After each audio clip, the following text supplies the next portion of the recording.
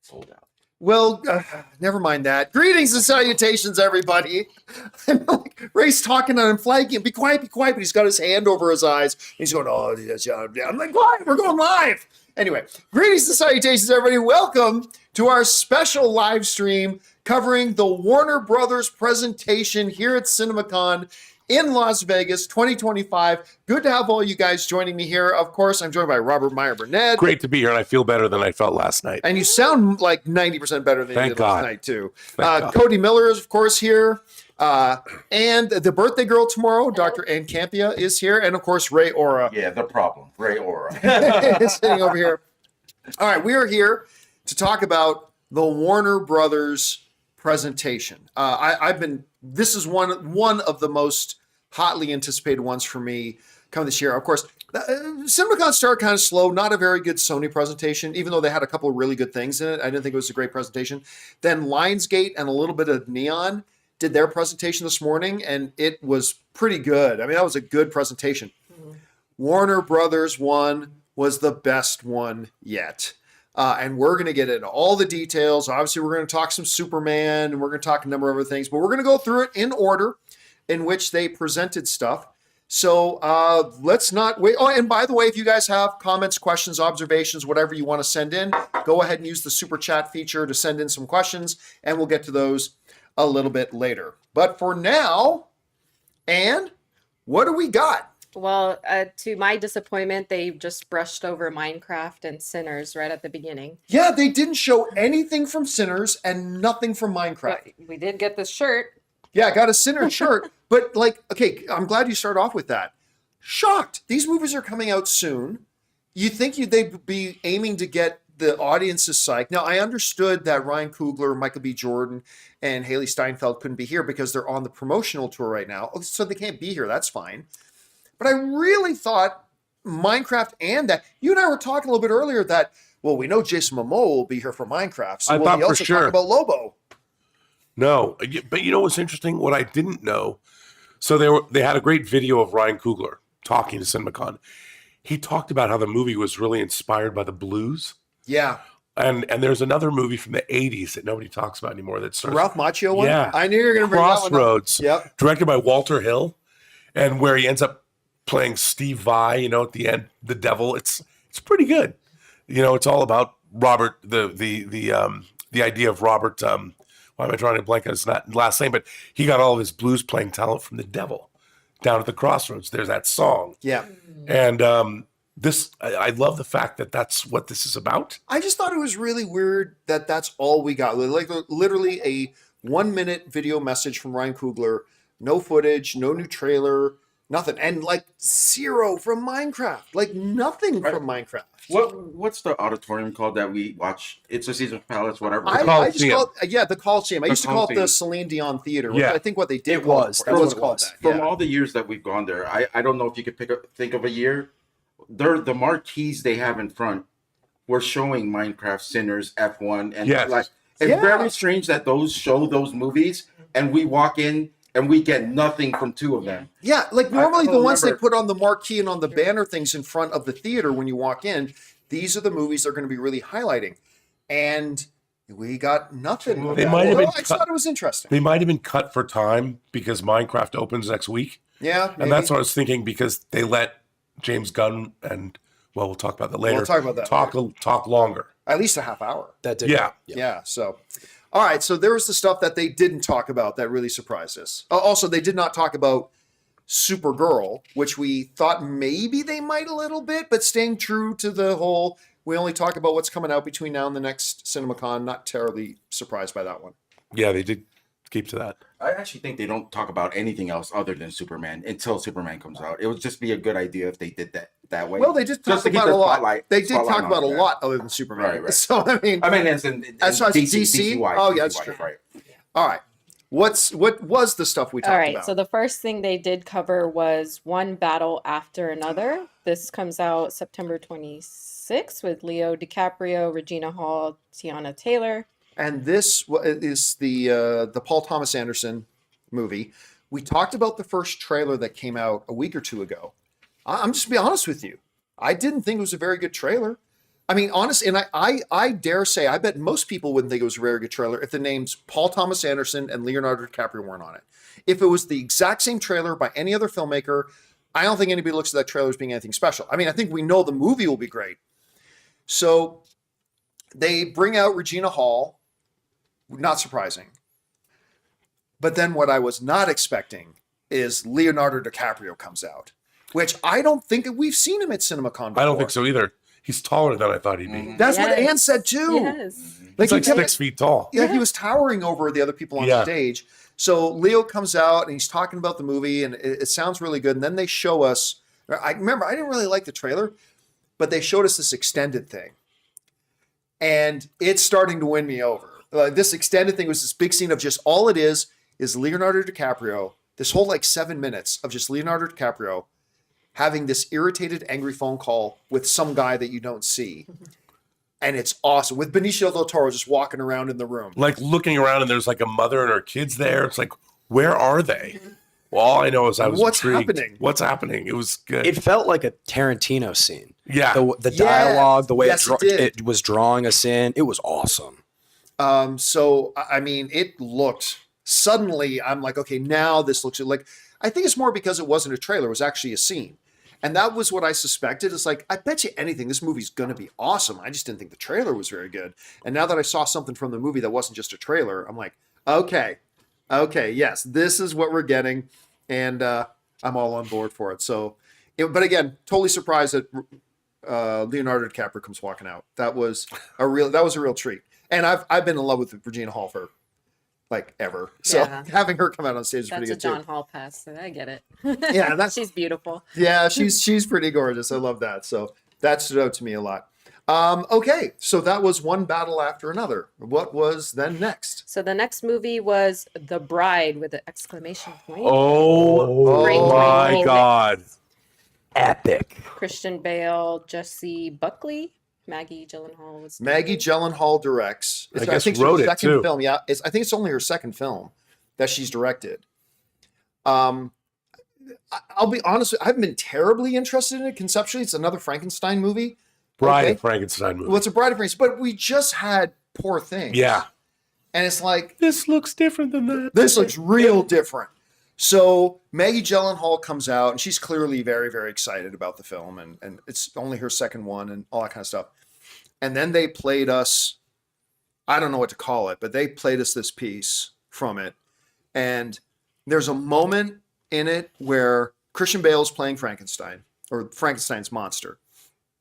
And it's like kind of like a mobster movie too. Anyway, he's in a dark alley, and he's got this guy holding him by his head and slamming his head into this brick wall. And this one thing saying, oh, a guy slams his head into something. I can't put into words how graphic it felt and how violent it felt.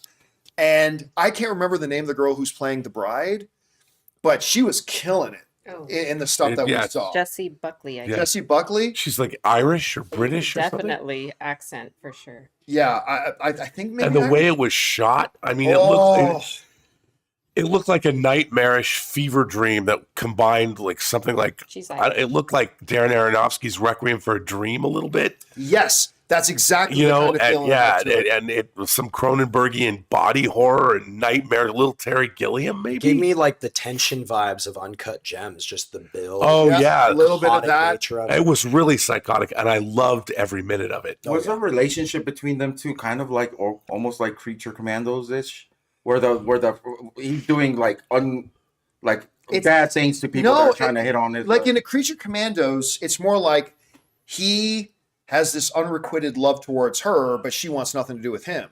In this, it looks like, no, they're partners in crime. They're like Mickey and That's what it Mallory looks from like, Natural Born Killers.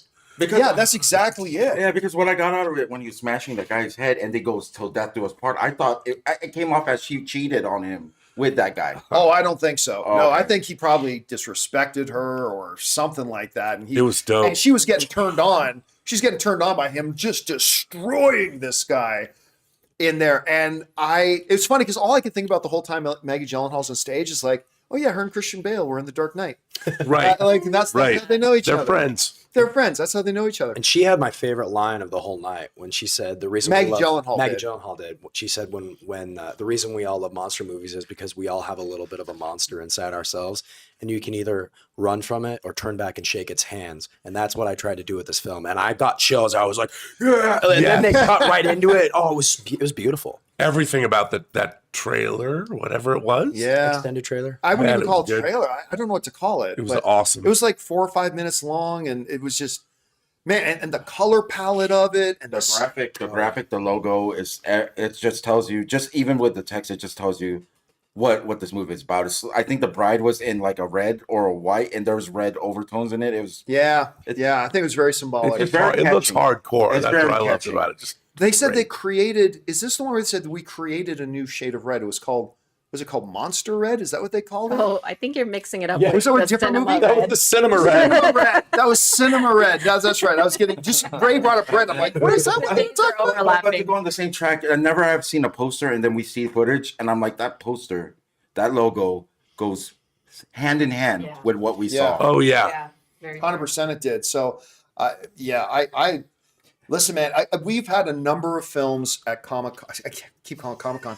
yeah, Jamie and James Gunn both at CinemaCon this year that have taken a number of films I didn't have much interested in, and now I'm like, oh my god, I've got to see Yeah. that. And The Bride is one of them. One note: Universal is not doing a Bride movie. No, I always thought it was Universal coming out with a Bride. But- movie. That's why I was but so they- but confused. Frankenstein itself, have the I believe, monsters. is public domain. Okay. So anybody can make a Frankenstein Okay. movie. Like we could make one if we wanted to. Yeah, you, You know, we can't could make it take- look like the Karloff monster. We could do a team up movie of Frankenstein, Thor, and Mickey Mouse. We could do it, and Popeye. They're all public domain now. Well, if they did have plans to do a Bride movie, because there was with Angelina Jolie a while back, they should scratch that. They should not. Well, compete they with should have this movie. scratched it Yeah, after they Emma Stone's Poor Things. Because Yeah. that's why I'm so surprised this is coming out, but I'm glad it is because it looks awesome. So it's The Really Bride, good. Maggie Gyllenhaal directing, Christian Bale. Keep your eyes open, guys. It looks really fantastic. Can't wait to see it. All right. What's next? Okay, so then we move on to who I think is my new favorite studio exec presenter, Richard Brenner, who is the, The New head of Line New Line. Cinema president. He You know was what? Very entertaining. This dude stole the show. This dude totally stole the show. And like it's such a night and day thing coming off of, again, no commentary on his ability to run a studio. But you're coming off of Tom Rothman for Sony. on A night lot of one. people loved him. I was I reading. think people know and like him personally. Nobody loved his stage presence. yeah. No, he's no. But then you get this guy. I would go watch this guy do a. If they said tomorrow he was doing a stand up at MGM's Garrett's Comedy Club tomorrow night, I would go. He was hilarious. He was Wonderful. really deadpan funny delivery. and totally came across as 1,000% authentic. Yes. Can I point something out, like from the very beginning, that I feel very strongly about that he brought up? New Line Cinema, that intro they have, that Oh. logo. You don't touch that. You don't touch United Artists. You don't touch Columbia Pictures. Those are things that should never change, no matter how much. So the what studio what moves. Ray is talking Right. about is that the head of New Line came out with the New Line logo and the classic New Line music, and he made mention of the fact that he was really grateful that Warner Brothers allowed them to bring back the original classic design and the original classic music. And he's 100% right. I mean, it has that Sure. great feeling, and it's really neat because then they ran this sizzle clip about, hey, in case you forgot how important New Line is, and then they played this sizzle reel of just the greatest hits of New Line. I mean, obviously starting and ending with Lord of the Rings and everything, but all these other amazing Yeah. movies. And it's good to have them back. So this started the New Line, which is owned by Warner Brothers. They're part of the presentation. And what did they start off with? Okay, so there was a montage. I'll just make mention of what I saw.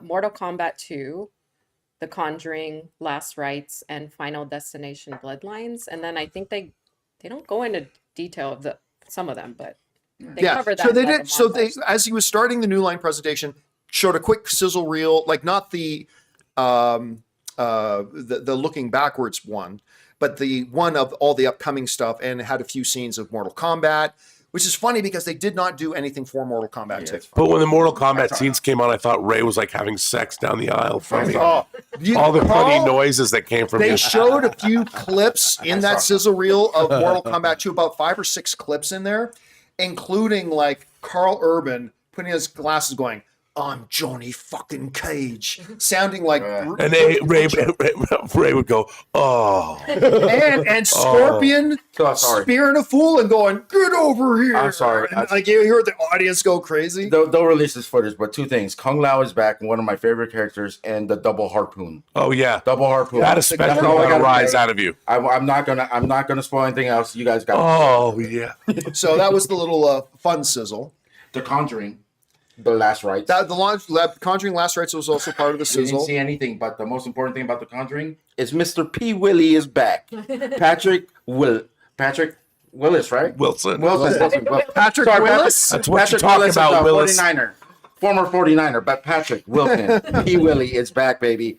One of my favorite actors. The villain looks good. No, the villain looks great. Looks horrifying. Yeah, really scary. I'll be honest with you, The Conjuring is a franchise that's kind of fallen off a bit for me. I hope they can finish strong. Because apparently this is going to be their final one. And I hope that, and it does look pretty good. It does. All right. Well, what did they bring up? then? Well, I can't wait to talk about this one. We did see the Final Destination Bloodlines teaser. What was it? Trailer? Oh, no, it was a full, 10-minute scene. Yeah. Well, that Okay. scene they showed was Okay. So first of all, the guys, let's talk about our franchises first. We're doing Final Destination. And I'm not a big Final Destination fan. The stuff they showed us has left me yearning to see this movie. Mhm. So he starts off, the executive starts off saying, okay, so basically this scene you're about to watch is two brothers who know death is hunting them. And they figure there's only one of two ways they can get out of it. Kill somebody else to die in their place, or technically die, flatline, and then be resuscitated, thinking that will satisfy death's debt. And then the Neil guy says, and I'm sure you all know that nothing can go wrong with that plan. So then they play the scene, and it is the most Final Destination-y, Final Destination kill scene. I'll go, look, I've seen them all, but this is the greatest Final Destination kill scene I have ever seen, ever. It's so good, it's so graphic, and so hilarious. I like at least 5 different times. When you're watching a great scene, at least once you go, ooh, at least 5 or 6 times you could hear the whole auditorium going, ah, ooh, like it was so good. And I know you were just eating it dude, up. I loved it. And it made me glad You don't owe death a debt? I never pierced my penis. You don't have a Prince Albert. I don't have a Prince Albert. Very but man, glad you don't. And yes, sir, Prince Albert You know what's really features funny? prominently in this. What's really funny, I just kept thinking, oh, the guy's got, a septum piercing. I'm sure they're going to do something with that. I had no idea. Nope. They left no piercing unturned. Explain the premise of why these things are ripping off. The thing got turned on. There's a machine. They were near a machine. Well, Yeah, yeah, the MRI machine. there's an MRI machine that, okay, you guys all know how Final Destination works, right? Some weird, bunch of, a series of little things will happen that will set up a big death, right? So a spring comes out of a vending machine. No big deal. A door closes. A potted plant falls on a computer keyboard, which accidentally fires up the MRI machine. And then something else happens over here that takes off its safety limit. So the MRI machine is firing up and the magnetic pull starts to happen. So you start seeing little pieces of metal and look, I'm just going to leave it to the rest of me. I don't mind spoiling the stuff they show us, but I want you to experience this. It's so much fun. It's so epic, and you just like you said, the piercings, the metal. You kind of have an idea of what might happen, and it's kind of getting teed up. And But it goes you don't further. see Nope. what happens. No, you don't. You know it's going to happen. You're not ready for Because it. I've never been excited to go to a Final Destination movie, and even if this is the best part of the movie, which it probably is, I don't know how it gets. I don't know. If it's not, this movie's going to be awesome. Correct. So yeah. And even before they get into this situation, they set up the character's disposition really well, because right before they're talking about what can we do, there's a NICU, like all these babies, newborn babies. Oh, that Right. was, and we're all like going, the whole audience went, So it no. starts. Remember, the studio had told us they can either try to kill somebody, take their place. So they're having this conversation. They're like, well, we have to flatline, like, because what do you want? Do you want to go kill somebody? What's the point in that? We don't even know how much time that person has left, which I guess means if you kill somebody who had 1 year left to live, you get that extra 1 year. So like, what, like, we don't even know how long they would have to live. And then they realize they're standing right beside the baby viewing area. And they're like, no, we can't. No, we can't. And then the one guy's like, but and then the guy's like, we can't. No, of course not. No, we're not going to do that. And then they just move on from it, right? Which I thought was, it was so good. Yeah. But then they go into the MRI room, and that's just where to Cody's point, it's just every time you think they hit the high note of the scene, something else happens, and then something else, and the high point just keeps getting higher and higher. It was really, really clever. So It was just fun. And all clever. they wanted was peanuts. Well, no, they're not really.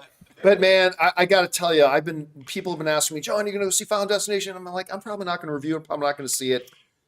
Yeah, I'm going to go see Final Destination. Yeah. Oh, yeah. I'm totally yeah. going to go see this. And then the scene ends and the lights come back on and the executive on stage says, "We'll see you at the Oscars." Yeah, and that was everyone dies. That was the line of the best. night. It was. Yeah, like everybody's like still squirming and squealing from watching what they saw. The lights come up and there's like, and we'll see you at the Oscars. I love him. It was great. So good. He was good. So that was Final Destination. All right, what was next? Well, I think I should flip this one to Rob. But my one note I'm just going to read out loud, and I think Rob's going to know what the next movie is I wrote Stabby Fork Face. Oh. Okay. Do you want to tee up the next movie? So the next movie is this is really interesting. So today's CinemaCon belongs to our friend Roy Lee. Yes, Because Roy Lee is the executive producer of both The Long Walk and Weapons, which is Zach Kreger's follow-up to Barbarian. But Zach, we saw him come out yesterday to talk about Resident Evil. Yep. So this is his new film, the screenplay and him directing, Warner Brothers bought for $12 million. Again, to be clear, we're talking about Weapons. Yeah, the movie. Oh, pardon me. The movie's called Weapons. $12 million sale to get him to write and direct. I cannot confirm or deny I've read the script of this movie, but all I can say is it looks like a great adaptation of a screenplay I may or may not have read, and he's the real deal. Zach Krieger has now. I've read 4 of his screenplays. The other 2 I can't talk about, but the guy's the real deal, and that trailer, an entire group of elementary school kids disappear from one woman's classroom At 2:17 a.m. at 2:17 a.m. Yeah, they didn't disappear from the classroom. It's just that all these children who happen to be in this one class together at school all disappeared in the middle of one night. I'm gonna cut you off. That got me right there. I was all in at that point. That's just that premise. What happened to them is just. I think they crazy. showed us a little too much, but Really? it's so you don't know what's going on. There's no way. I mean, and they moved this movie up from 2026 to I think August. Yeah, August 8th. Yeah. because that's how good it is. And I'm gonna say I don't support children going missing. I just that premise is just crazy. So he did Barbarian, and that was one of my favorite horror movies of the maybe ever. And that movie was one where it kept unfolding new layers, and I didn't know what was going to happen. And then he said in his speech when he was talking about the film, he was like, "This one has more twists and turns than anything I've ever done." And right there, I was like, "Holy crap!" And it's yes. When I was reading that, I would describe it as if horror ever had a pulp fiction. Wow. This would be the pulp fiction of horror. If And- that makes any sense. And the other situation, just besides the fact that all these children go missing, is how do you feel if you're the teacher of that class? Oh, And you haven't done anything, and all of a sudden everybody in town's like, "What did you do?" It's like how come only kids from your class went missing? And it's like, yeah. oh my god, like that would suck.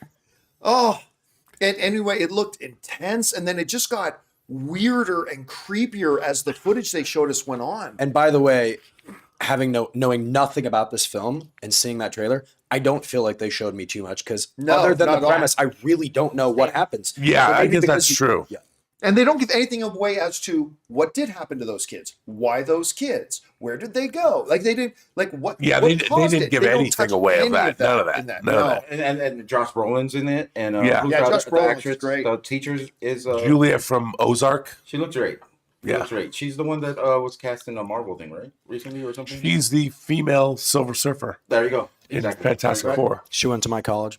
Boom. Oh, there you go. Was she a swimmer also? Hoosiers. She's a surfer now. Oh, ding, sorry. All right. Before we move on, by the way, it's always hilarious to me. Like I'm doing a show, I can't always look at the chat. So it's always hilarious to me when I look down and somebody writes in the chat, "John, look at the chat."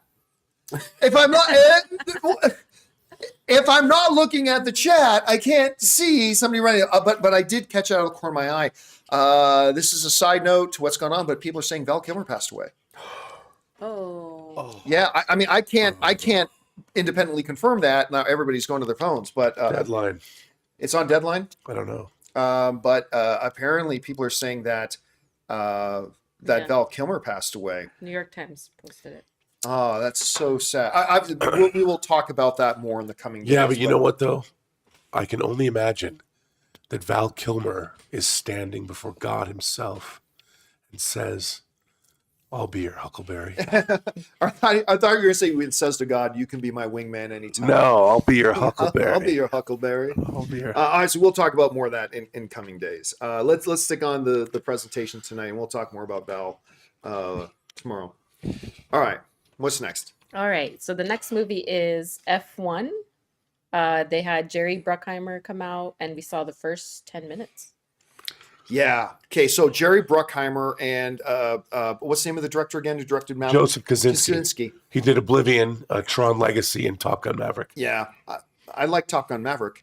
But Tron Legacy is awesome. I know you Dude, love Tron Legacy. awesome. I know you love Tron Legacy. So he comes out, they start talking about F1. They talk about how they actually worked with F1 racing and they actually shot at real F1 events around the world. Across the whole season. Yeah. That's like a lot of shooting. across the whole season and all that kind of stuff.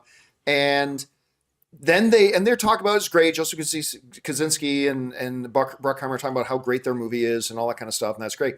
But then they go, and now we're going to show you the first 10 minutes of the movie. And we're like, all right, let's go. Cody, what do you think about the first 10 minutes? It's so good.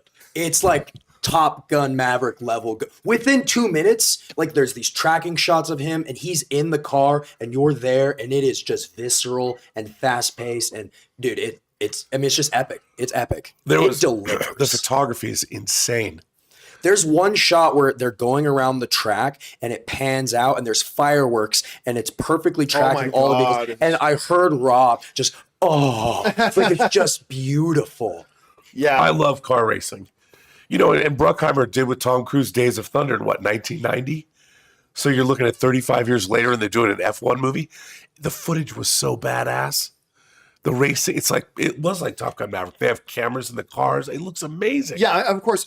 Like Krasinski brought all those techniques that he did in Top Gun Maverick into that, bringing the cameras right into the cockpit, making you feel the energy of it, all that kind of stuff. But here's the really cool thing about it was that it wasn't just look at the great car action. It starts just by meeting Brad Pitt's character.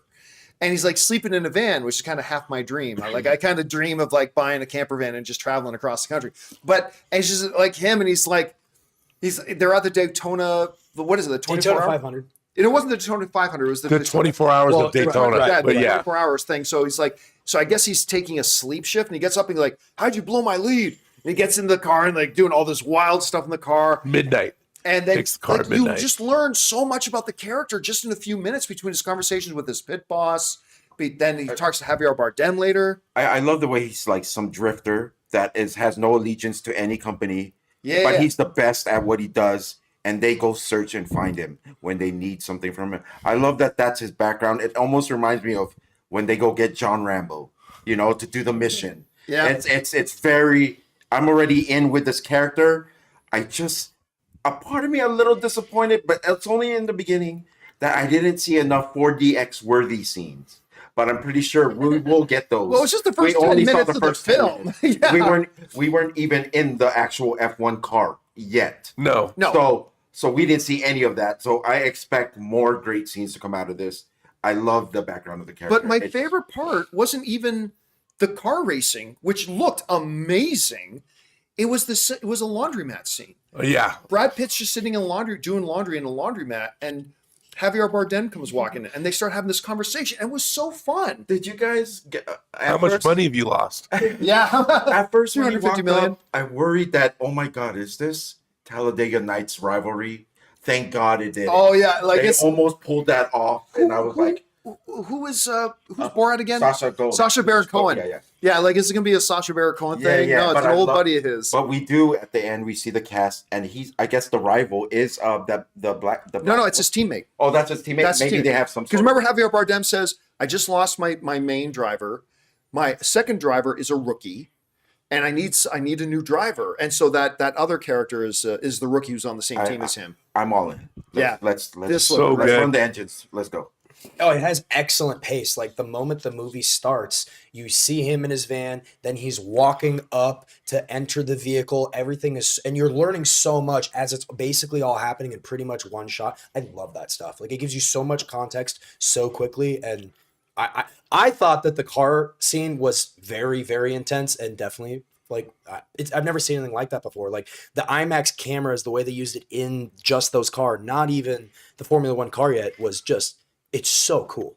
It's so cool. So good. You know, I remember when the F1 trailer came out, and I said on the show, I said, "Listen, I'm not a Formula One guy, but do not underestimate how big F1 is around the world. Like they just brought F1 to Vegas, and it's just the most packed Vegas has ever been in its history as a city." Yep. And then after I saw this trailer, I'm not saying it's going to make Lilo and Stitch money. This movie's going to make a lot of money. But even the small things about the character wise, like, did you guys notice that part where during the first race he does something to another driver, right? That's not Bumps him. Bumps him. Rubbin's racing. When he got out of that car, did you notice that Brad Pitt was already ready with that wrench? Oh yeah, the camera pans Just those- down. He had the wrench. Oh yeah, because the guy was going to beat his head in. Those small little things tell you how much of in the game he's been, how he's used to all this stuff. I love it. I love the character that we saw on the screen with that preview. Yeah, it looks great, and like I think this is going to be a huge crowd pleaser. Now that I've actually seen some of the movie, I got to say I'm all on board. And it felt like a Jerry Bruckheimer production. Yeah, You know, totally it felt like the yeah. last 35 years.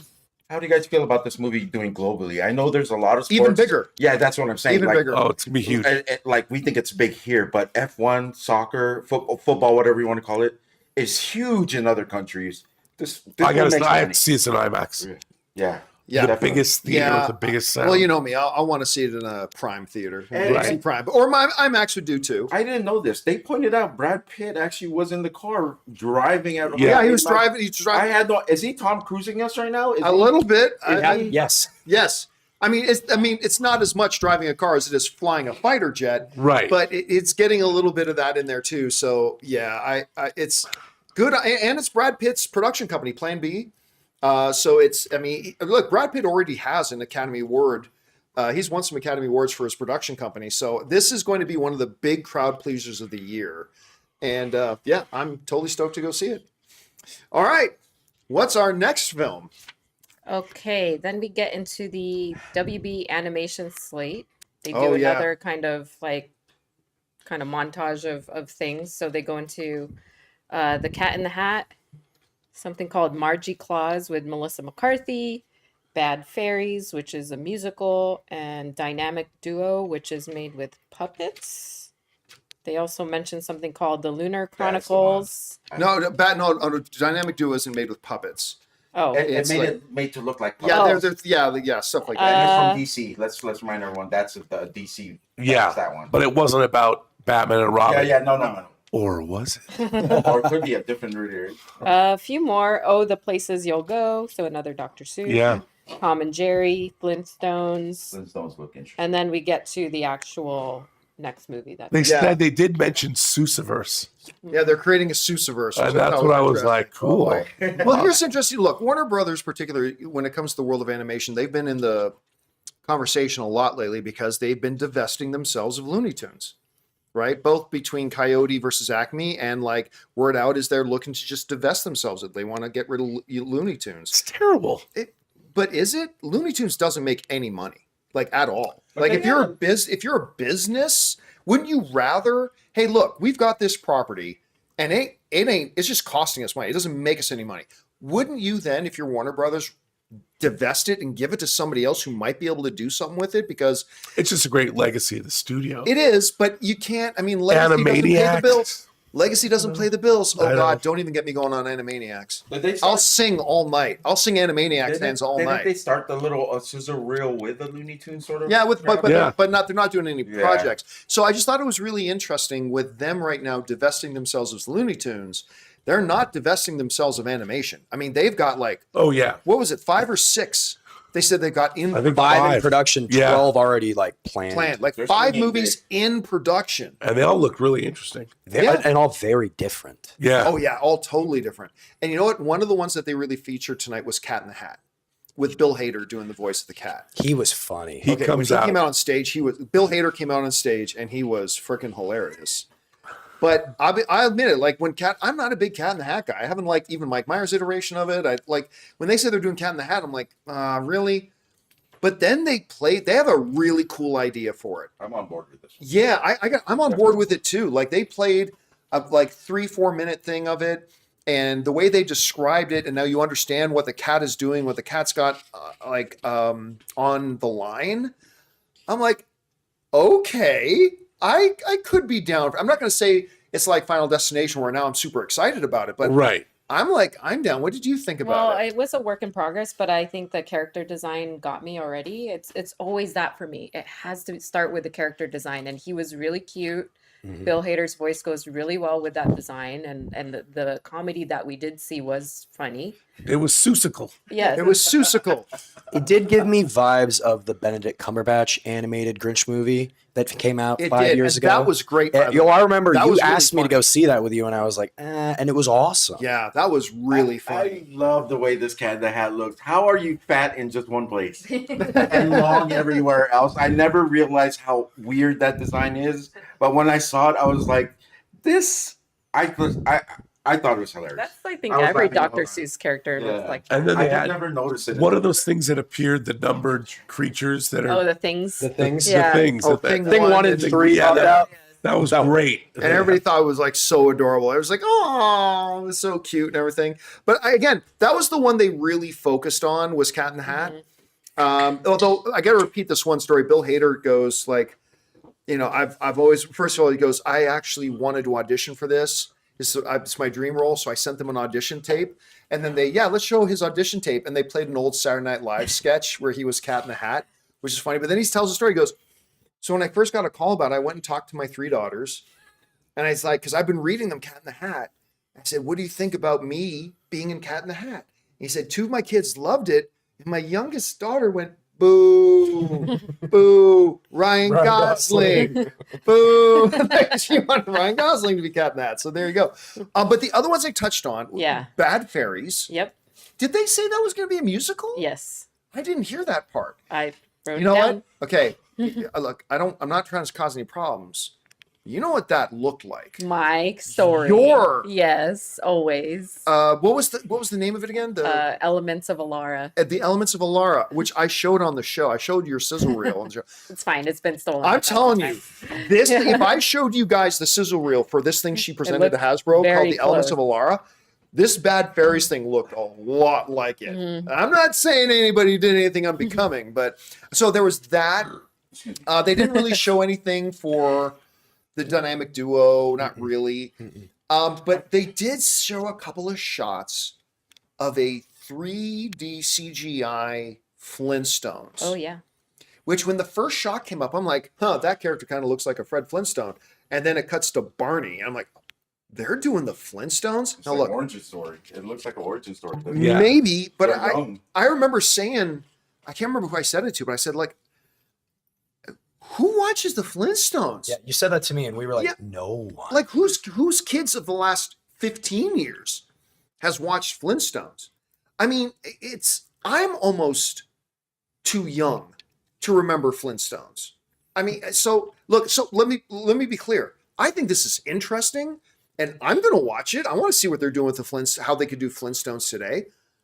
I just think it might be me and you in the theater alone. I don't. Is there an audience for Flintstones? What better way to introduce a new generation to it? Yeah. By doing an origin story, right? And if it doesn't catch on, then it just. But this is probably The live action movies with did that- pretty well, didn't they? with the Hanna-Barbera. The John Goodman ones? Yeah, Yeah. Do they have all of Hanna-Barbera, or is it just No Flintstones? idea. I don't know. I wanted to touch on the one before it. I wish I remembered the description for it, but I am on the lookout for the Lunar Chronicles. They were talking about something about a sci-fi, a multi-movie or multi-story or multi. Yeah, but we'll get to that. Oh, we're I still think talking before. about the Flintstones for Okay. a second. So, Because I thought we skipped over. yeah, we will get to that in a second because it looks like that one is combining a whole bunch of different kind of fairy tales. But again, so with the Flintstones thing, I mean, I have never kind of envisioned, like we've seen live action Flintstones, like you pointed out, with John Goodman and Rick Moranis. And Rosie O'Donnell. That's Oh, right. yeah, Rosie I O'Donnell was trying to think Betty. of who, yeah. I totally forgot. I forget who played Wilma though. Yeah, I don't know. Anyway, I've never conceived of them as a 3D animated like CGI thing. So I mean, I don't know. I think this could hit just because I feel old already, and the new generation, they don't know phones that don't look like this. And so there could be something really comical about like going way back to when there wasn't phones, there wasn't cars and that sort of thing, and they could really play off of that and how that existed in their world. By the to that, just a little side note, one of the things that made me feel most old wasn't in this, but you're talking about phones.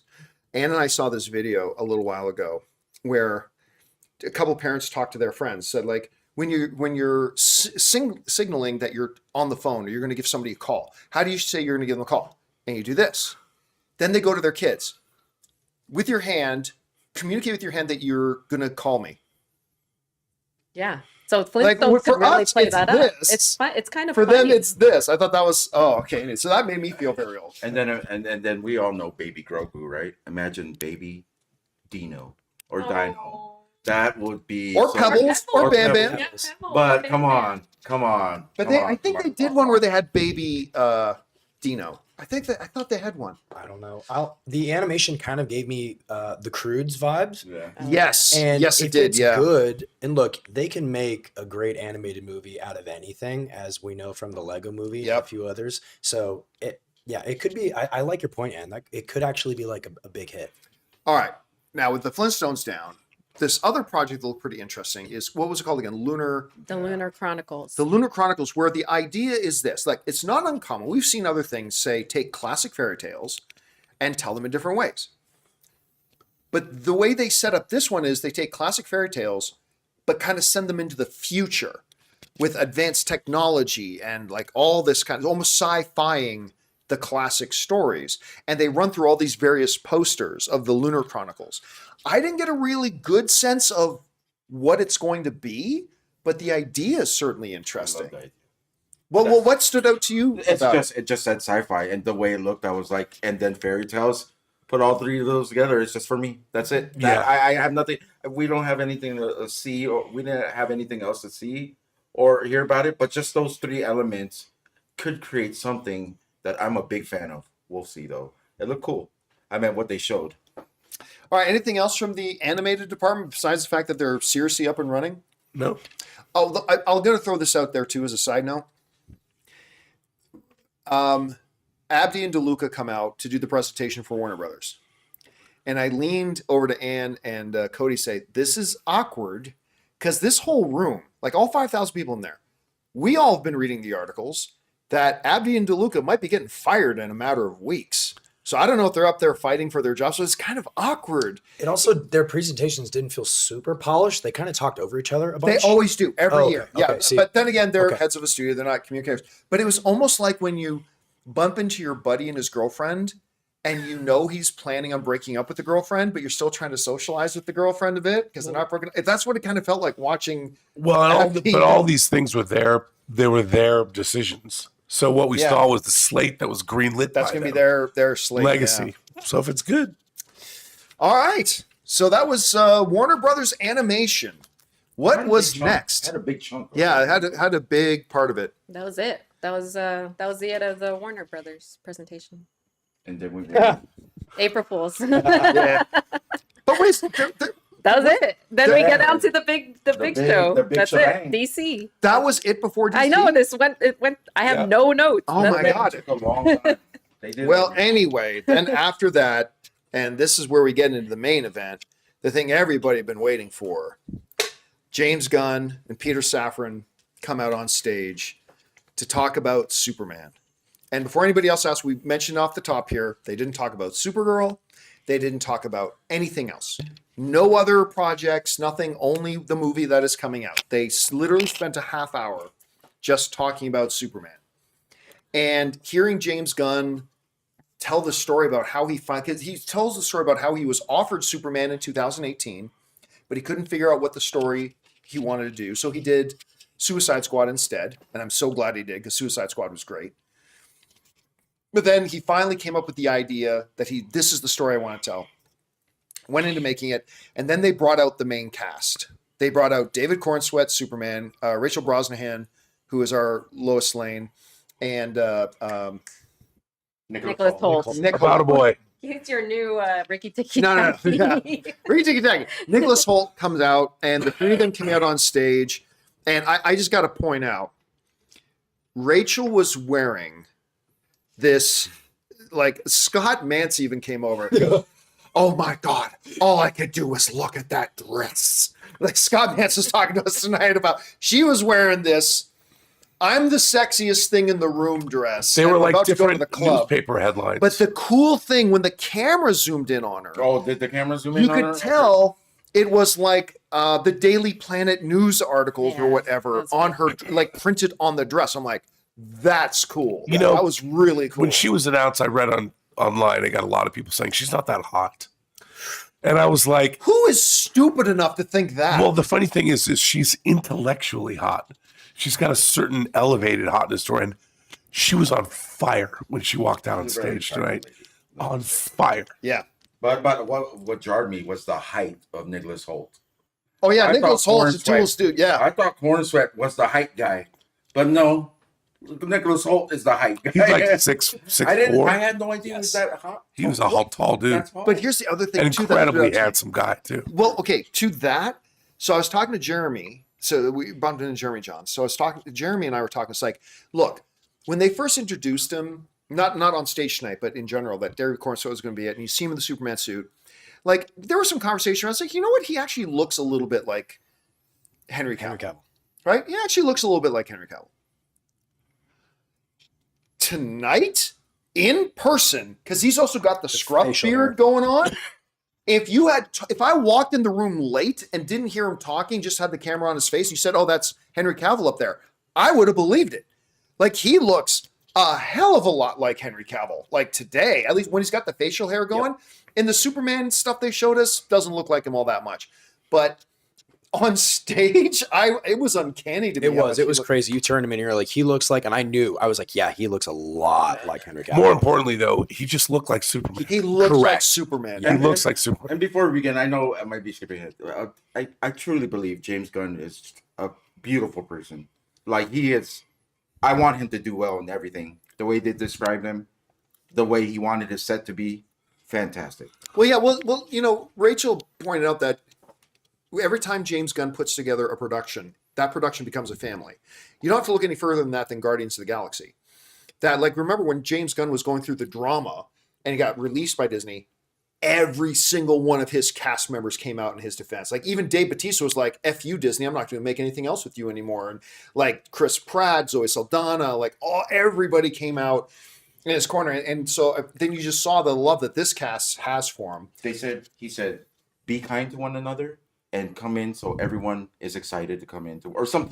Yeah, that's some he sort of said that's I the thought first that was a instruction he gave him. That's Yeah. a beautiful thing, because you could have egos on set, but when you set your rules down like that, everyone comes in and it's just happy to be there. It's beautiful just to hear that people can take control of their cast like that, or at least give them that mindset. Well, Yeah, it was good. what I thought was really interesting is, like, you're a dog owner. We have 4 dogs. Do you have dogs? Yes, too. 2 dogs. He tells a story about his dog, Ozu, named after the Japanese director. Now, I wonder... That Crypto is based on. Yeah, that Crypto's based on it. I was like, oh, Crypto's so cute. Let's just say that what they've shown of Crypto in the trailers is a misdirect. Is totally a misdirect. It's a misdirect. And we'll get to the footage in a second. I know, but I just loved... Because I had no idea that was coming. No idea. Yeah, so anyway, they wax poetic. They talk about their best days on set and the things that really stood out to them. It was really cool when Peter Safran asked the cast the question, if you could play any other DC character, then who would you be? And I instantly turned to Anne. It's like, Nicholas Hoult came in second to be Robert Pattinson's Batman. So I thought this is kind of awkward. So then it comes to Nicholas Hoult, and he's like, well, I auditioned to play Batman and Superman, and he came in second in both. He lost out Superman to David Corenswet, and he lost out Batman to Robert Pattinson. But then it was a Tom Hiddleston situation, because Tom Hiddleston auditioned for Thor. And they decided to go with Chris Hemsworth, but they liked him so much. They said, what do you think about being Loki? And history was made. And so Holt was saying yeah, I was in for Superman.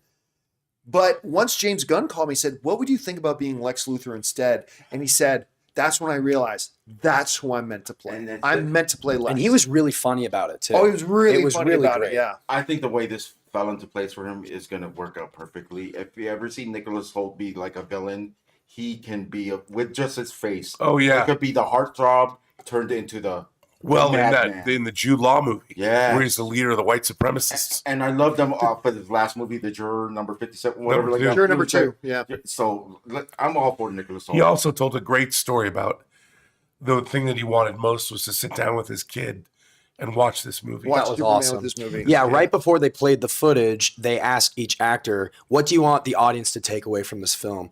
And that they all said something different, but the theme was kindness is cool. And now we have a superhero who being kind is who he is, and it's really cool. And they all kind of said that in a different way, and it was beautiful. And then that led us into the main event. I was hoping for a full screening of Superman. In the last few weeks, I realized that wasn't going to happen. But they did show us, 5-10 minutes. Yeah, I don't know if that's the thing that's going to get released tomorrow. Yeah, I don't think that's going to be the thing that gets released tomorrow. Maybe it is. But they showed us basically the beginning of the movie, which is how the trailer starts, with the world of Hoth, and then Superman, like an Imperial probe droid, crashing down into the snow. And that's how this scene starts. And we get him coughing and wheezing and, of course, whistling for Crypto, and Crypto comes. But that's where they don't show you everything in the trailer from that scene. Because what happens in this extended scene is that Crypto comes, and the first thing Crypto wants to do, and Ann and I have a dog that is just like this in Dune, who we just recently adopted. Our stray dog that we adopted. So Crypto now in the trailer it shows Crypto showing up and Superman going, home, take me home. And he grabs the cape and takes him home. No. That's not what happens. What happens is he shows up and he's just all excited to see Superman. So he's jumping around and pounding his paws on him like our dog does in the morning when when she wants attention, boom, and biting his foot and dragging him around and Superman is screaming in agony. And then finally the dog realizes that something is wrong. But the dog I was laughing hysterically. Oh, everybody was. It was so funny. And the whole theater was so unexpected. And it is so true. If you remember the last time we saw Dad smile is when we brought the dogs and they were jumping on him. He's like, ow, ow, ow. It was it reminded me of that a lot. Yeah. And so that was the extended thing. Then he gets them back, and then as Crypto's dragging him off, the camera pans up to see the horizon. And the fucking Fortress of Solitude comes out from the ground. Oh, wow. With the crystals and everything. And then they get to this giant door where the classic S on the door of the Fortress. The symbol of the House of L shows up right there on the door. And Crypto just, and then the door opens for Crypto.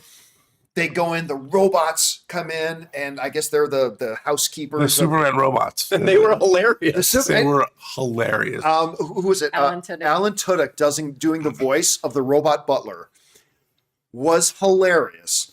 So they come in and they go, Superman, and they come in and they pick him up and they take him to a medical facility in the fortress, and they set him up in this thing where they're going to amplify the sun and put him right in this thing. And you see that he's got like a broken bone, and he's his intestines are ruptured and all this kind of stuff. Yeah.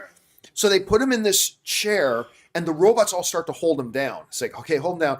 And then this door opens so the sun comes in, but then these like 8 magnifying glasses fall into place to magnify the sun. And then the shot goes exterior as the entire Fortress of Solitude starts to rotate in the snow. it was so cool So cool. It was so cool. to get to the sun. Oh, And then when And the then sun hits him, it just It was awesome. yeah, But- they're but- holding him down. But how that actually relates to what we've seen, everyone has seen in the trailer, where he's actually holding one of those robots. It connected for me that part is going to be unbelievably. Oh yeah, one the robots die. Unbelievably The robots Yeah. get killed. Just from that scene we saw his relationship with those robots. That part, when we get to that part, it's going to be incredibly. Well, the sad. characterization, those robots are like hysterical, Right. because they talk about how they want to play with them. They talk about Crypto wanting to play with them, and they're like, "Yeah, we don't care about him." Well, okay, so We don't- the direct line was great because after they cut to another scene where now Superman's back on his feet. He's okay, but he's walking into the Fortress of Solitude. He's like, Crypto, and he realizes Crypto's like wrecked the place just because destroyed it. giant hole. James Gunn earlier had told the story about when he adopted this dog Ozu. He adopted the dog Ozu. It's like the dog would just totally destroy his house. Like just went around and destroyed everything. Bite its feet. So he put him bite his feet. So he put that into the movie. So like Superman comes back in the Fortress of Solitude, and like Crypto has like wrecked everything in the Fortress of Solitude. And like it turns to the robot. It's like, I told you to keep an eye on him. He goes, well, we tried to tell him to behave, but then he realized that as a non-sentient robot, we do not care whether he lives or dies. So he stopped paying attention to us. And it was just, and then Superman's trying to leave, and Crypto's biting his feet. And then when he finally is about to takes leave, off. but before he takes off, Crypto's been this big pain in the ass, trying to bite his feet, get him to stay. When you realize that Superman's about to leave, Crypto starts to whimper and cry. I'm like, that's our dog. That's our dog that does that. What I love about the difference between the Super Pets Crypto and James Gunn Crypto Super Pets, it was an alien that happened to be in a dog form. I believe in James Gunn, it's a dog Yeah, that happens to be an alien. That's the difference. It really is a dog, and I think it's going to work in order for us to relate to Superman, because that's always been my problem with Superman. He was so much of everything that I'm not, that I can't relate to him. Well, that's You know what I mean? everybody. That's Right. always been the kind of the knock that he's such a god character. And one other thing I noticed is the beginning scene when he falls and he's like in despair, he's hurt. It's still bright. The scene is still. Oh bright. yeah. Oh It yeah, doesn't it's get into a colorful. somber, Yeah, dark theme. And this is what I'm gonna love about this movie, as there's always hope with the brightness, right? Well, Even that's- if they're tough. Also, I think you hit the nail on the head. Everything that happened in this harks back to a different time, like the 40s, the 50s, when Superman was this more innocent Right. character, and all the stuff we saw, the Superman robots, right out of the old DC comics. But when the Fortress of Solitude started to spin, I'm like, okay, it's an epic fantasy. Like the same way that, in Lord of the Rings, you go to Mordor and you'd see the mines of Moria where the orcs lived. It was gigantic and huge. But we've never seen the Fortress of Solitude turn. Yeah. And they've literally got these like you go to an ophthalmologist in 1890 and they would put down the multiple glass, to examine you, but it's multiple magnifying glasses to get the most intense light. I loved all that stuff. I'm like, we've never seen not on TV, not in the movies. yeah. It was something else. It's a totally different tone. And this is just 5 minutes. This is 5 minutes. 5-10 minutes. But here's the thing too. I remember when the first trailer dropped, there was a lot of conversation around Crypto, and as to whether Crypto would work. I thought it looked great in the trailer myself. After seeing what we saw tonight, I'm not saying everybody's going to love. There are going to be there are still going to be people out there who want Superman to be dark and dour and struggle with alcoholism and be nihilistic and everything sucks. But I'm telling you right now, Crypto is going to go over huge with the movie-going audience. The vast majority of the movie-going audience is going to love Crypto. I think He's the whole going to be tone, a big hit. Yeah, it's the whole tone of the film that is way different. I think it's wildly entertaining. It's also extremely funny, but the most important thing to me was the humor is realistic scenarios surrounding it's Superman. not slapstick. Exactly. Yeah, it's and not it's slapstick. it's not super, at least from the little that we've seen, it's not Superman being funny, but what is happening around him is funny. And you're like what Ray said, he's inherently unrelatable because he is Superman. But seeing him struggle with a dog that's just being rambunctious and wants to plays, we can relate to that. Totally. And James it's Gunn so hurt funny. us. James Gunn hurt us. Yeah, he understands. Well, I mean, if you go all the way back to James Gunn's Suicide Squad, right? There's some heavy, dark shit in that movie. Like, you're talking about a main character whose all flashback is about her drug-addicted father dying of OD and leaving her on the streets.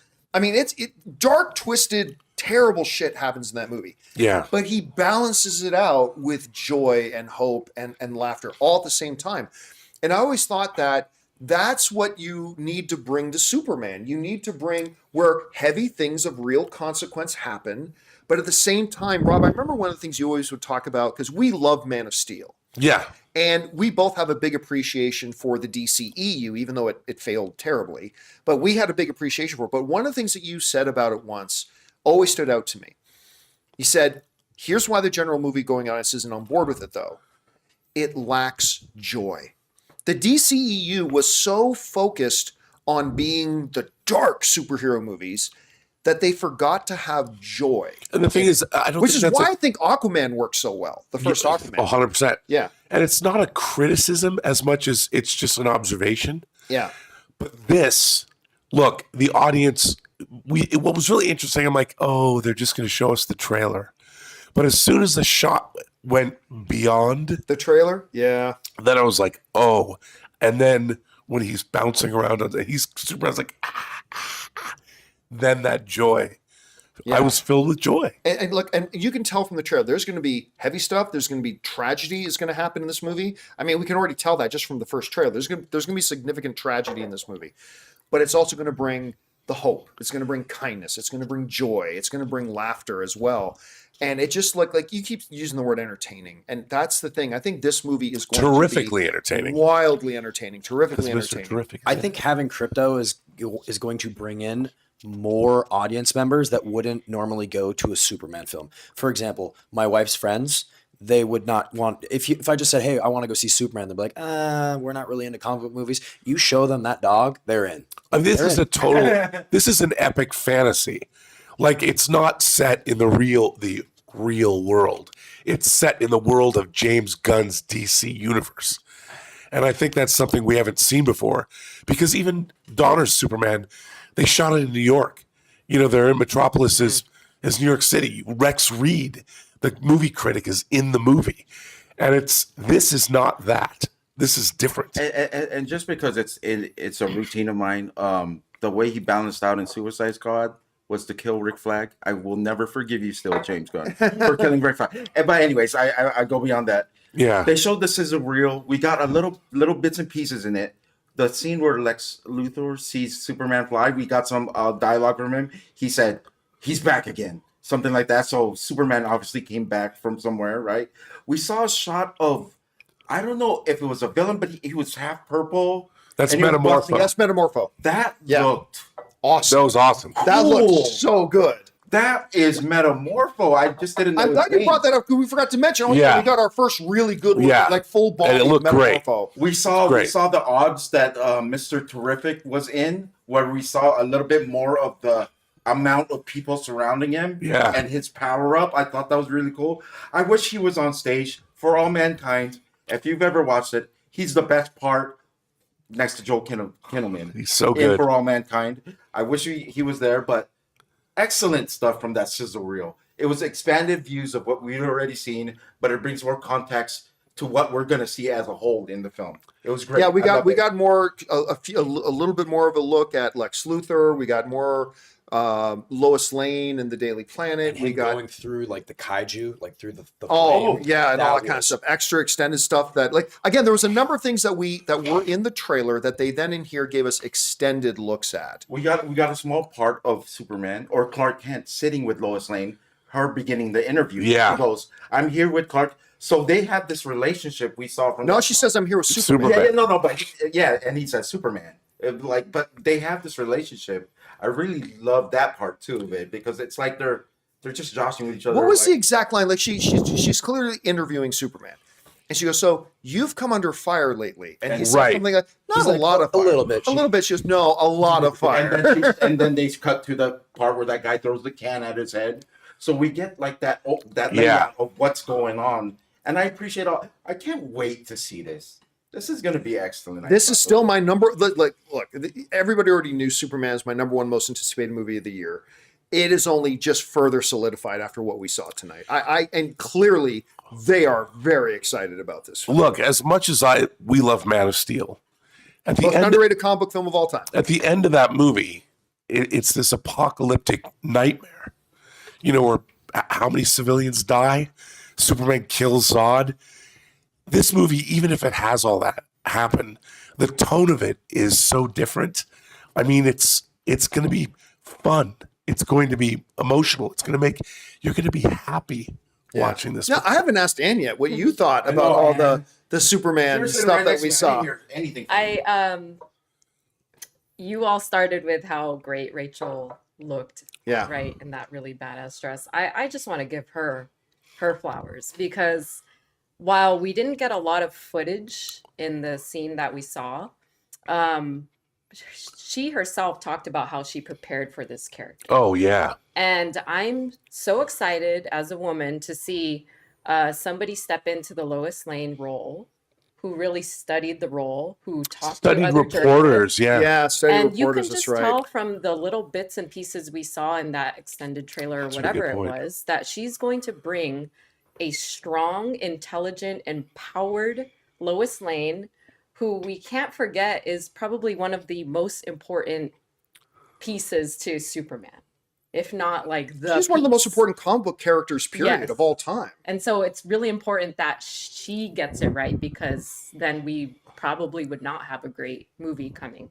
But I do Totally. think the way she spoke about it, the way she just gets the character, there's less feminine like elements to the way I think she's portraying Lois Lane, which I appreciate. I think she needs to bring that to that character, and I'm excited to see what she does with it. And it feels like she's going to be the translator, right? To like the rest of society, like what Superman's message is. She's going to relay that in. Well, so that's they can- kind of always been one Right. of Lois Lane's classic roles, is to be the in between Superman and the world, and they certainly did that with Man of Steel, where she kind of became the Sorry. Oh no.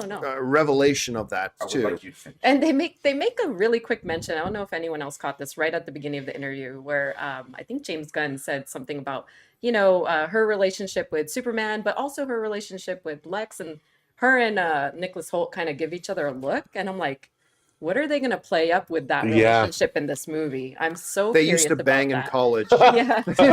They totally used to slay in I college. think Lex has always been trying to figure out what's bad about Superman, right? Do you think that will actually? No, he play just out? hates him. He doesn't figure it. He has a preconceived idea about Superman. He's already decided what Superman Like is someone and why can't he be hates that him. good, right? Somebody can't be with all that power. No. Here's the thing: you're looking at it from, say, a Smallville perspective, where you had some iterations of Lex has been, I just don't trust that guy. This Lex is evil. they He's a said he bad kills guy. lots of people. Yeah, he's a villain, straight up villain, and he hates Superman. Well, partially because he's just a villain. He's the bad guy, and I'm sure there's going to also. I got to remind everybody too. This is one thing I bring up a lot when people's like, "You got to be true to the origins of the comics." You guys do realize that in the original Superman run, the reason Lex hates Superman, I know you know this. The reason Lex hates Superman in the comics, do you know about this? No, I don't. Here's why. because there's an accident that happens in one of Lex's labs, and Lex blames Superman for the accident because the accident left Lex bald. And the original Superman story, the reason Lex Luthor, to Ray's question, hates Superman is because he blames Superman for him being bald. Yes.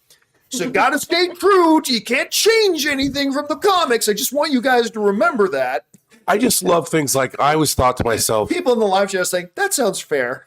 in the Donner Superman, and even to a certain extent, Brian's Superman Returns, I'm like, if the Fortress of Solitude looked like that, you could find it from satellites. You know, anybody would know where it was. And this movie ended that right away for me because it comes up out of the ground when somebody calls for it. Yeah. And I thought that was because I always thought like it was never appealing. Like Superman's by himself. It's a Fortress of Solitude. Why would he go there? I can't. Now wait. you know. I can't wait for everyone to see that. That blew me away. Like, It was I so never, good. Ever thought of it to go? It's just a simple idea, right? But we never seen it look like that. Like it was so crazy. They Fortress- gave functionality to the fortress. Yeah, and the Fortress of Solitude's now like the Starship Enterprise that just doesn't go anywhere. You just want to go hang out there. It's the super called headquarters. The Fortress of Solitude. I And then when it opens, and then the Superman symbol actually lights up because all it is just the shape, like blank. And then when it gets that, And then I have to tell you, all of that, everything we saw, just gave me joy. Yeah. That's what was missing, and it was that big fantasy joy that you only get in the Lord of the Rings, and you only get in Narnia, where they've totally backed away from that in modern superhero movies. There's no overt fantasy. We have to make it all realistic. We have to believe. No, this leans right into it. I loved every minute of it. Do you guys think, Loved it. Do you guys think that what we saw today, they're going to release publicly before the film comes out?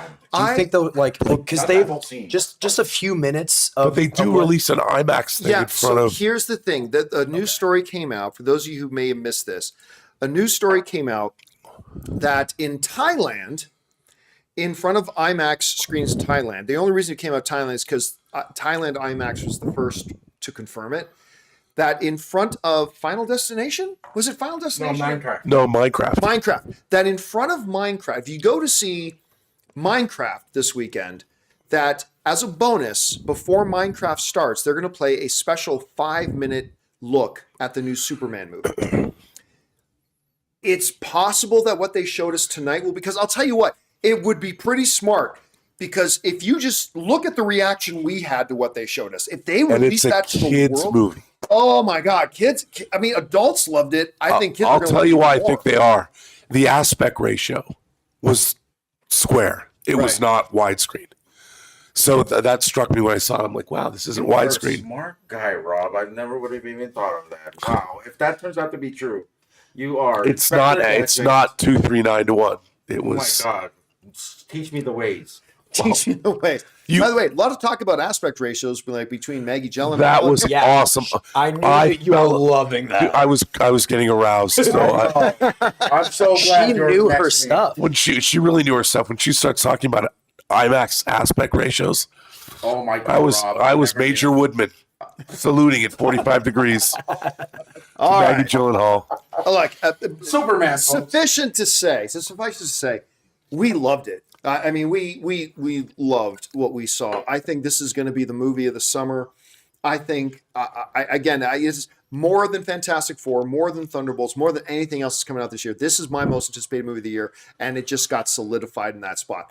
This movie's going to be great. Yeah. Cannot wait. Are we closing off the Superman? Because We're heading into the questions now. Yeah. Okay. One thing I really like about CinemaCon is there's always the one movie that we said that we don't know, that we know now, but there's also that aspect of that one movie that you didn't care for, and you go 360 or 180, and Final Destination was that for this presentation. I think, for us, yeah, for us, right? Yeah. So I look forward to finding those types of movies in the upcoming presentation. Well, here's the thing: we've done Sony and we've done Lionsgate, Neon, and now we got Warner. We still have Paramount, Universal Studios, Disney, I mean, Amazon MGM. Yeah. We're not even Angel halfway through. Studios. Well, we're probably going to skip the Angel Studios one, but we're not even halfway through CinemaCon yet.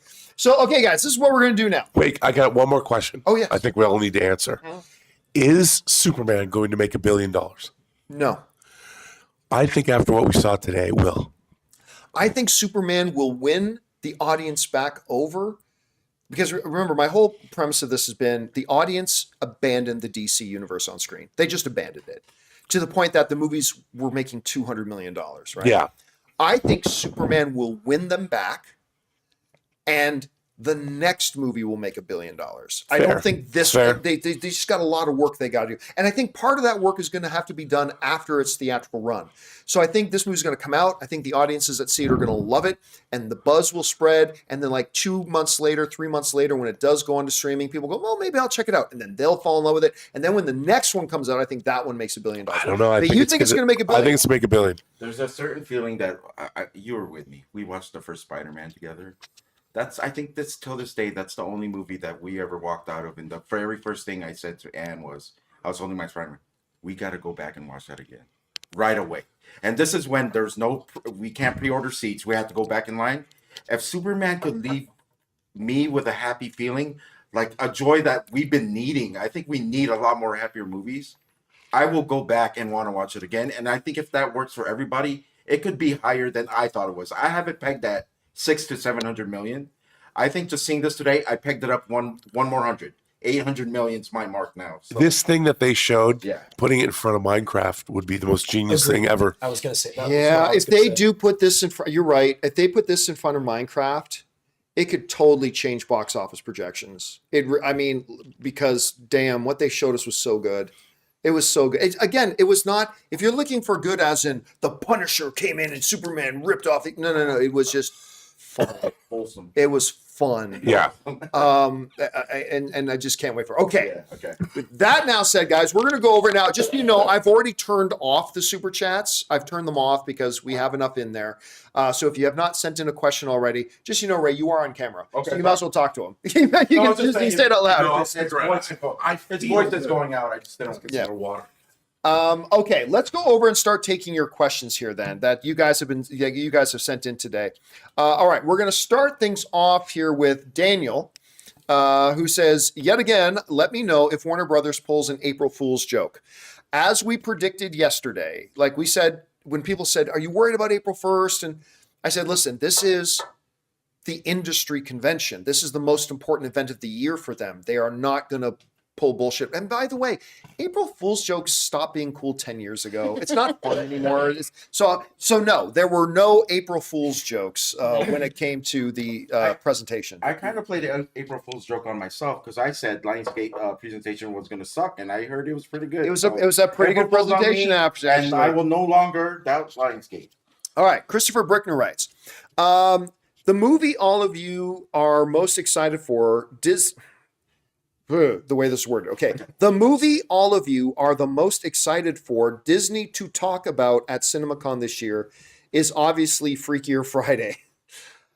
I'm going to be honest with you. I couldn't care less about Freakier Friday. You look excited. I love Freaky I'm Friday. excited. It was You're excited too? I saw it, the remake, the Jamie Lee Curtis one with Lindsay Lohan. It was really good. I loved it. It was one of my sister's favorite Same. movies, and I am excited. Me too. Me Yeah, too. I don't care about it. I thought the trailer was awful, but okay. There are clearly a lot of people out there who are excited about it. I, unfortunately, am just not one. All right. Rory writes, sent a note last night, but Rob had left. I was referring to the book Starship Troopers novel. I'm a 30-second bomb.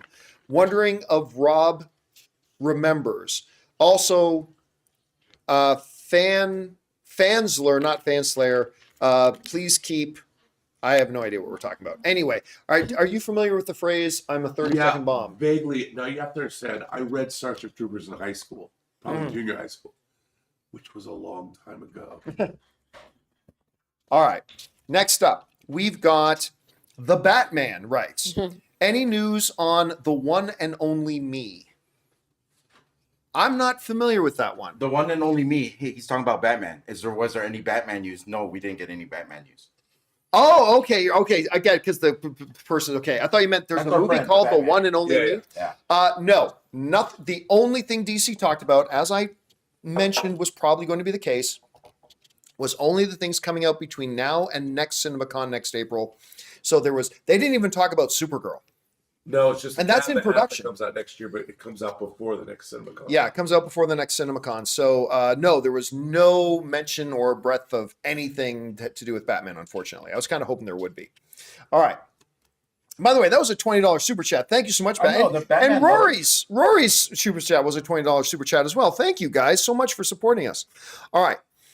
Mega Red writes, please, I need to know, did the Superman footage increase your excitement? How was the verisimilitude? I cannot wait for July 11th.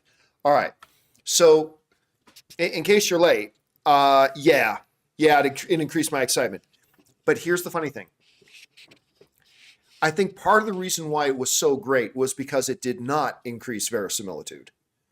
To Rob's point, it leans more into the fantasy aspect of comic book movies, and that's part of what made it great. Yeah, the thing is, everything has its own verisimilitude. Like, this had its own fantastical verisimilitude. Like, you believed that the Fortress of Solitude comes out of the ground whenever they go home. Like, it buries itself, and when Crypto shows up, and it pops back out. And when you see the Superman robots, you believe. Yeah, it's like, and you go with it, because already that could not happen in Man of Steel. Yeah. There were no Superman robots. Well, There there was no kind of were. but not with personalities. Not in the way, yeah. not like Alan Tudyk talking. It's different. But yes, it absolutely increased our excitement. I couldn't have been more excited and happier than with what we got. All right. Let's keep going here. Next up, we've got Billy B, who writes, sitting here unboxing my Shang-Chi hot toys and Nice. enjoying the CinemaCon coverage. I'm very excited for Dynamic Duo. Sounds like it'll be cool. I actually don't know much about it. I know there was some talk about Dynamic Duo and it was going to be animated and stuff like that, but there were some reports that then kind of got contradicted, so I don't really know what's true about it right now. And they didn't really show us much. They showed us a brief glimpse, but I don't know what it was. Yeah, I don't either. Whatever we did see, I thought that snippet of that animation actually looks really cool. Yeah, it looked really cool. Yeah, the animation style. It was cool. a high, You know what it was? It was a Kubo and the Two Strings kind of animation. It was a hybrid of certain things that look really cool, but I can't tell you anything else about it either. All right. Next up, we got Mighty Tank 1 who writes, can we get a rough schedule for tomorrow? Okay, so first thing tomorrow, the very first thing happening for us tomorrow is the full, amazing How to Train Your Dragon. I thought you were going to say my birthday. Well, no, that's later. That's later. Your birthday is later. Is the full screening of the brand new live action How to Train Your Dragon. That is happening for us at 9:30 in the morning. So it'll probably be done around 11:30. So the first thing you can expect for us to put up on the channel tomorrow is a quick out of theater reaction to the movie. That'll be going up. Now, after that, we go to have Anne's birthday. We're going to go have Anne's birthday lunch. Then after that, it's Universal. Universal and Focus Features. What time is the Universal one? 3:45. Until 5:45. Now, here's the thing.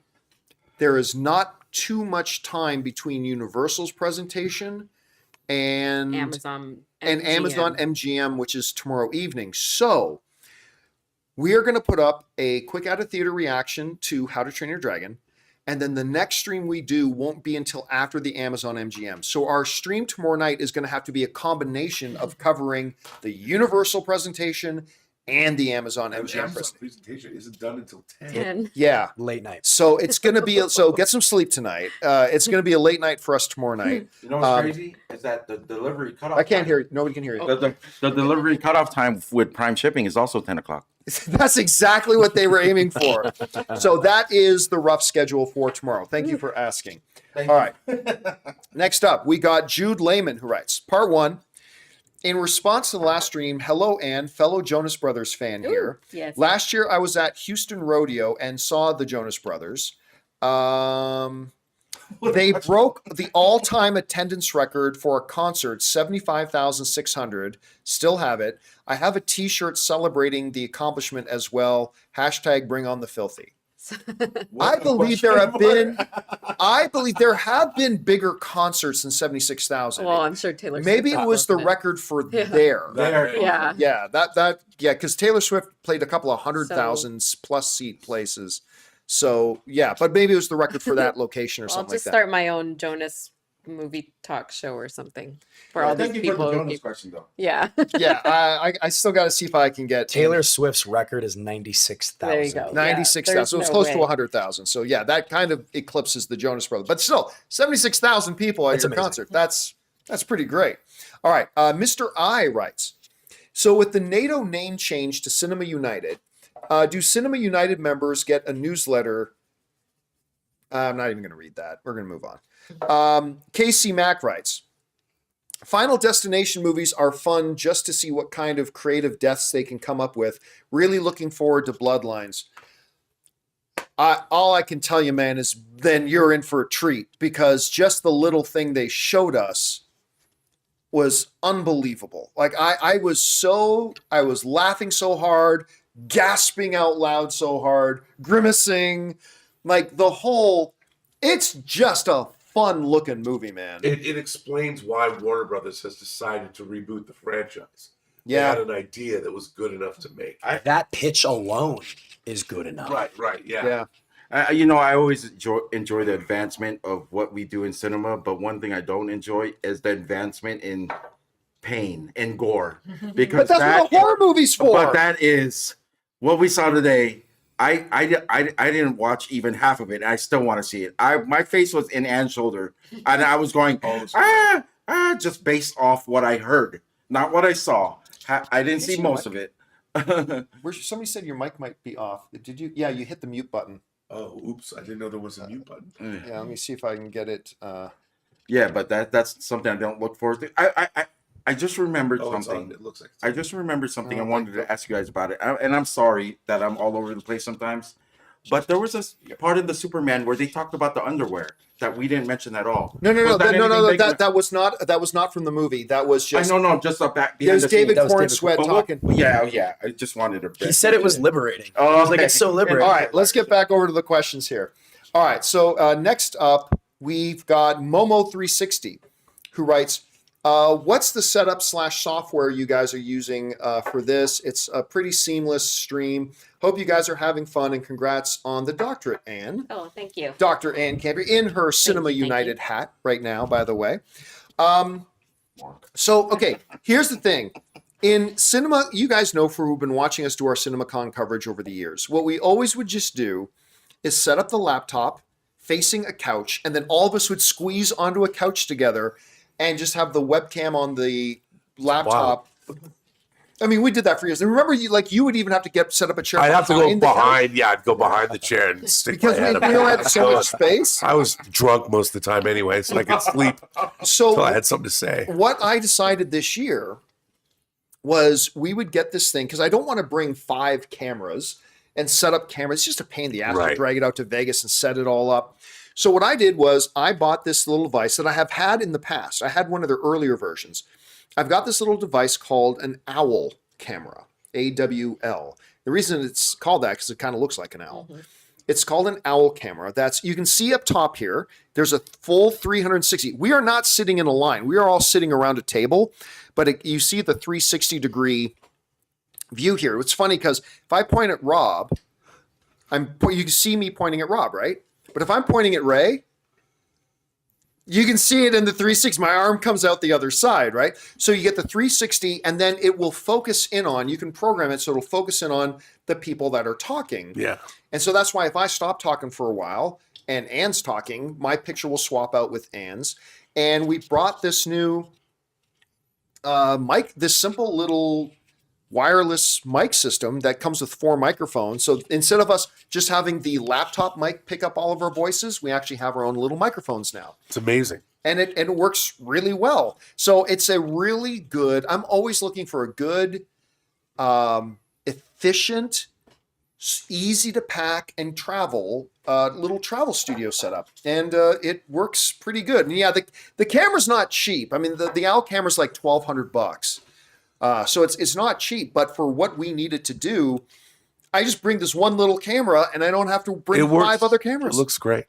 Yeah, I'm really, really happy with it. So I'm glad you noticed it. Thank you for asking. All right. Next up, we have Dallas Hawes, who writes, this whole AutoCam doohickey setup is dope, John.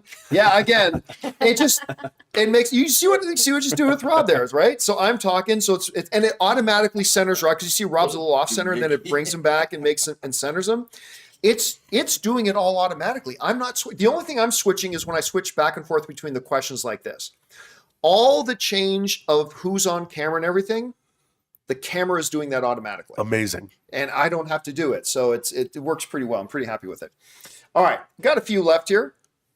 We've got Julian, who writes, I would just like to send a super chat in for the amazing CinemaCon content. Thanks for all you do. Oh, thank you so much. We appreciate that. Again, CinemaCon is my favorite thing of the year. You know, we've been really lucky everywhere we have gone in Vegas this week. We have been running into people who watch the show.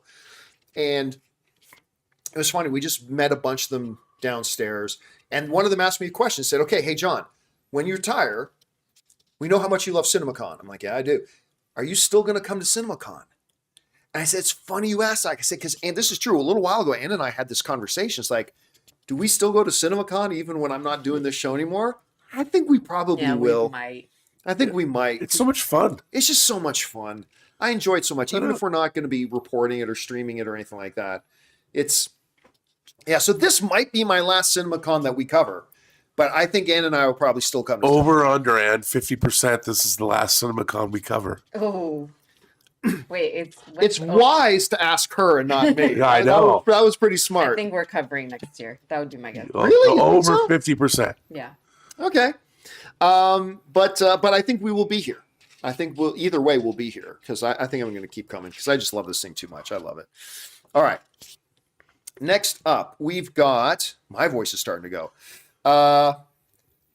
Decal, I'm just going to leave it at that. From the Navajo Nation roundtable question, favorite Val Kilmer performance. We mentioned, for those of you who missed it a little bit earlier in the stream, we mentioned that we'd heard news that Val Kilmer, of course, he has been in poor health for a long time. Yeah. But, I mean, I think I know what you're going to say for your favorite Val Kilmer performance. Ooh, it's tough. I mean, he's done things like, he was in like Thunderheart, but I think my favorite Val Kilmer performance was in Heat. Heat? That's what I was going to say. I love him as Chris Chehalis in Heat. Do you got a favorite The Val bank Kilmer? is worth the risk. Doc Holliday. Doc Holliday, yeah. I think it's just always tough when there's someone that's been a part of your life for a long time and they. No, I'm wrong. I can't believe I didn't say this. My favorite Val Kilmer performance is bar none Real Genius.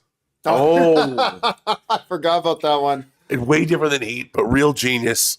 He is so great in that movie. I think mine is going to, and I keep freezing on the name, the title of the movie. I see the poster in my head and everything. It's the spoof comedy. Top Secret? Top Secret. He's so good. Latrine! So good. Top Secret, I think, other than Spaceballs, might be my favorite kind They of made that movie of after all this time. the Zucker brothers made that after Airplane. Oh, that's right. Top Secret is so funny. Mine has to be just the documentary, the last one about him. Yeah, well, that wasn't really a role. Yeah, but it was just about the person. Yeah, that was just like a year ago that came out, wasn't it? Yeah, I have a soft spot for his Batman movie. And Top Gun, obviously. Top Gun, he was always, I didn't like him, but as years passed by, I'm like, I know what he's about. I understand what that character was, and I appreciated him more as years. So from his Batman movie, I don't know why, one of my favorite moments of all the old Batman films was a Val Kilmer moment when the incident happened at the Wayne Foundation and some people died, and Bruce is like, make sure the family gets full benefits, and the guy's, well, I think his insurance benefit full benefits. It was just like that. He was good. He was really good. I love Val Kilmer. Yeah, he was good. Bruce. Great Bruce. Oh, And yeah, he got mouth. And they used him so well in Top Gun Maverick. Like it was perfect. Oh, It's perfect. yeah. Even So with his glad they condition, got that in. even Like, they put that in yeah. there with his condition. Yeah. It was so perfect that they did that, and timely too. I'm really glad we were able to get that. All right. Next up, we got Mr. I who writes, John, what kind of camera are you using? Once again, It's the Doohickey 5000. it's the Doohickey 5000. It is called the Owl camera. The Owl, AOWL. Again, not cheap, but for our purposes, man, it really works. Thank And you. Owl, if anyone from Owl is actually listening, you Would can like to sponsor our program. We probably got you 2 or 3 sales just tonight. So come on, let's go. All right. Next up, we got Dingus McNally writes, after seeing the footage. Is that a real name? I can't believe people name their kids this way. That's the name. After seeing the They footage, do, from but it's F1 after they're born. After seeing the footage for F1, do you think it could make $1 billion like Top Gun Maverick? The problem is Top Gun Maverick had the legacy IP to go with it. Everybody already knew Top Gun, so that's a huge boost to it. Look, I'm not willing to say F1 is going to make $1 billion, but it's going to make a lot of money. This has the global sport though involved in Yeah. it, so I won't doubt it. Well, here's a question. What's the highest grossing sports film of all time? Because Oh, this that's a good could be question. one of the greatest sports films of all time.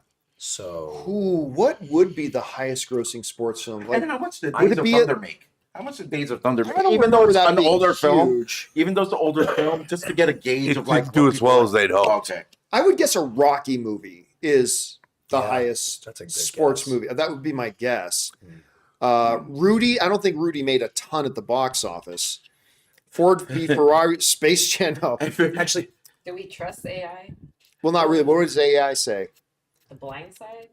no. Oh, The Blind Side made a lot of movie. But is that really a sports movie? Not a football. Yes. Like Field of Dreams didn't isn't catch really that. a sports movie, and I love it. That's can't wait to make a true. lot of That's movies. true. That you know what? That's the same argument about why Die Hard is not a Christmas movie. Okay, John. Just because there's sports in it doesn't make it a sports movie. Hey, if it was my world, I think Major League would have got the most money because that's the best sports. But Major Field League of is Dreams great. is about the power of baseball. Well, if you ask Edward or Earl, I almost said. I almost said Earl James Olmos. I almost said Edward if you James, ask, yeah. if you almost say Earl James Olmos, kind of mixing up there. Edward James Olmos. Look what you did, Dingus. Yeah, you. Yeah, other than that, I don't know What what about Cars? Cars. Somebody is Cars a sports movie.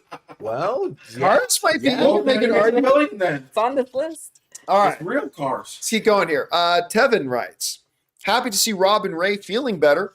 Thank you. Yeah, like I remember yesterday. Dude, I was ready to pass out. But yeah, but I remember I thought I was under the impression that your voice was just gone. I didn't realize like you were like really under Yeah, the weather no, I until was- until you said you had to go. Yeah, Oh. I went and wrapped myself up, turned the heat up, and as Aaron said, sweated it out.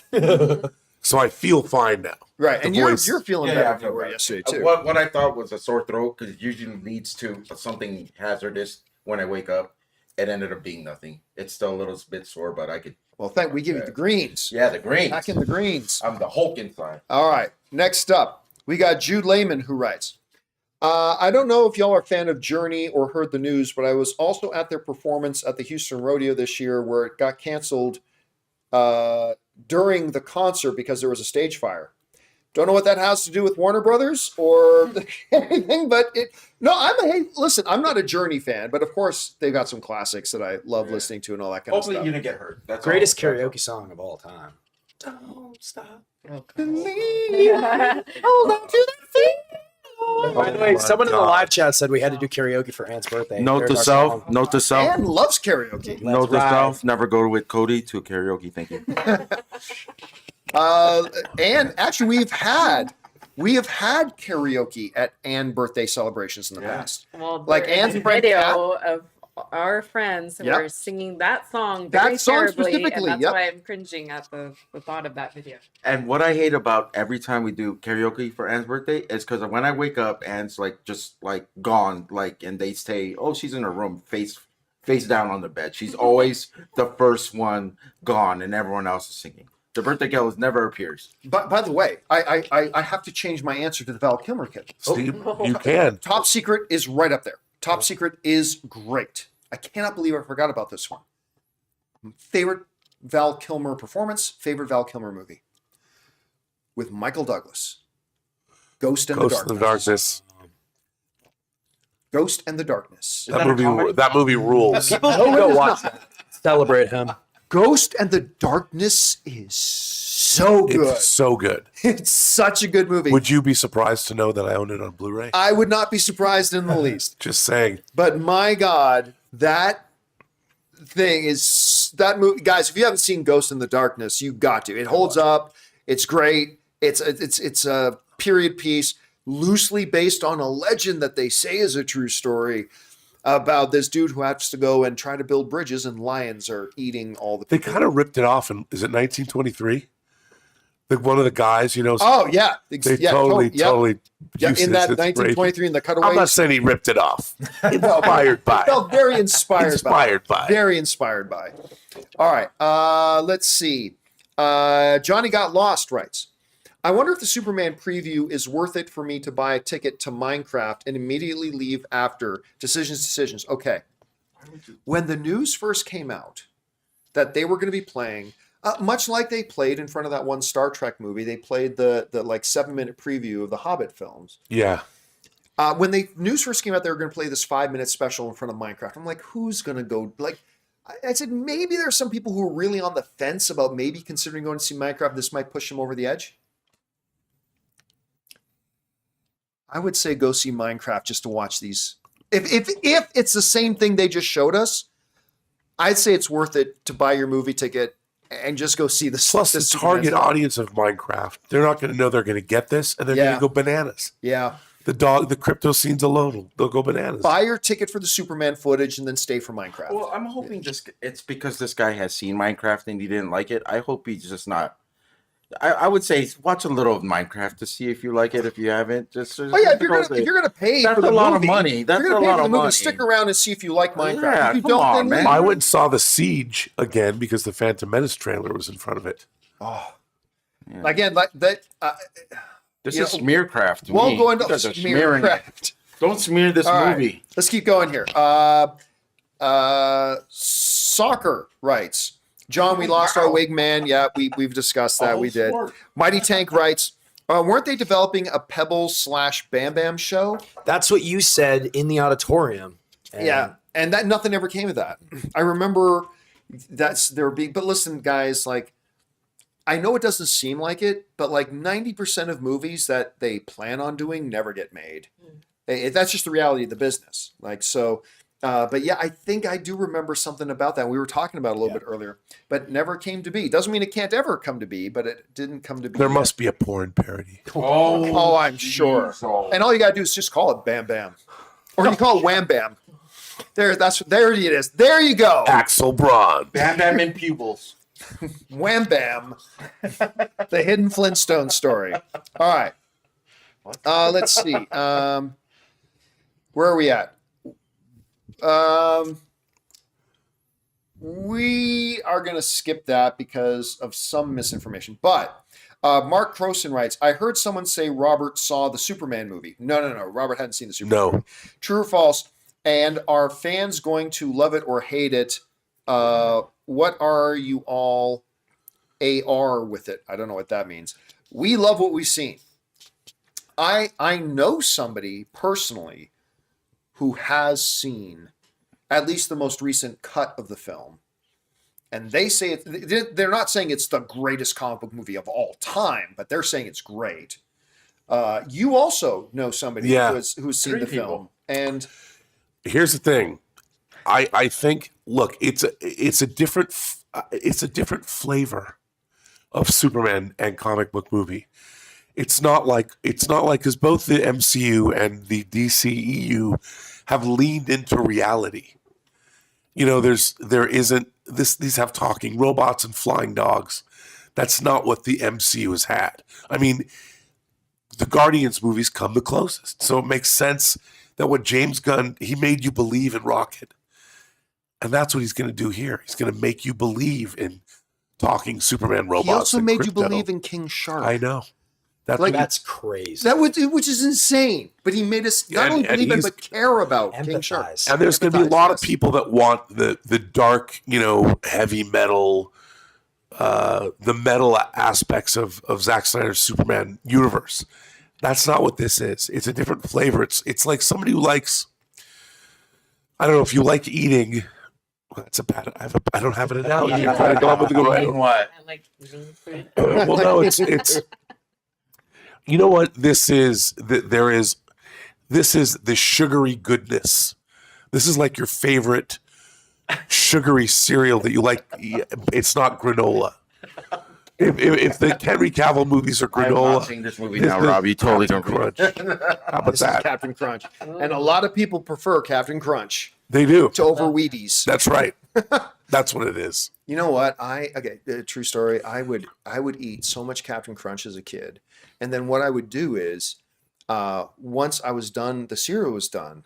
The best part was the milk that was left over. Oh yeah. Because the milk that was left over was so sugary sweet and Did you put delicious. mayonnaise in it? Oh my God, Rob. Oh my God, Greg, Rob. Please don't. dude. No, I did Terrible. not put mayonnaise. I only ate two cereals. Two cereals I ate as a kid: Captain Crunch and Frosted Flakes, and that was that. And sometimes Honey Nut Cheerios, but mostly it was Captain Crunch. I should have gone with a music analogy. Rob, he's just totally not good on that one. All right, so we let's got just roll. one last Feels question bad. tonight. One last question comes to us from Logan LeBlanc, who wrote, "R.I.P. to Val Kilmer, my favorite Batman and amazing actor. Loved him in Ghost in the Darkness, Batman Forever, and even more." And I would honestly say, because I'm willing to bet money that the majority of you fine folks, like over 5,000 of you are watching this right now live, who are watching this, I'm willing to bet well over half of you have never seen Top Secret. Go watch Top Secret. It was back when spoof movies were actually funny, and it's a really, really good. And Real Genius is a big epic comedy that Real came out a year after Ghostbusters. If you can't find either one of them, you could contact Rob. He has Blu-rays He for has- both of them. I do, but I don't loan them. I have actually a 4K of Real Genius. Really, I didn't I even do. know they had a 4K. Yeah, of in a that. steelbook.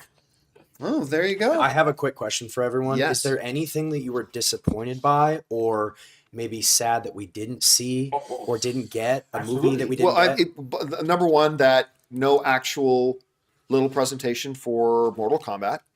Oh yeah. Sinner. While I am not excited for Minecraft, I'm open to having my mind changed. So I was kind of hoping they would give. So I wanted to see, Jack Black and Jason Momoa come out on stage and talk about it. That didn't happen. Sinners, 100%. I would have lost $100 bet. If I would have too. I would have put money that they were absolutely going to do a presentation for Sinners. And listen, I knew that it was unlikely. I was kind of hoping to see a little Supergirl. That Yeah, would've me been too. nice. Yeah.